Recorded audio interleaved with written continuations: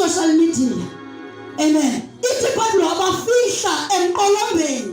Sengathi wathilekela into ethi ithi iBhayibheli igama likaYehova linqaba apha amalungisa abalekela khona.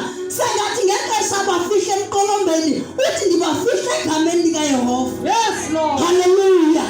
Sasikhona indawo ezinhle awayenobafihla kuzo, but akabafihla kuzo. Wathi kumele ndibafihle ilizwi Isabheli angabafumani, ngoba umoya kaIsabheli usaphila nangoku. Hallelujah. Amen. Ilizwe lethu ligcwele ngumoya kaIsabheli. Abantwana bakaThixo bayawa bawiswa ngumoya kaIsabheli. Abafundisi bayawa ngumoya kaIsabheli.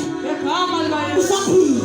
Ithi iBhayibheli kwincwadi yesithilelo uIsabheli inkumkani yamaHenyukazi. Kulokhu amabandla phelina agqitywa ngumoya kaIsabheli. Abashumayeli baphelile babhujiswa ngumoya kaIsabheli. Behlangile emabandleni. Moya kaIsabheli. Umoya kaIsabheli uthi wakungena emzalwaneni umenze anganxibi. Moya kaIsabheli.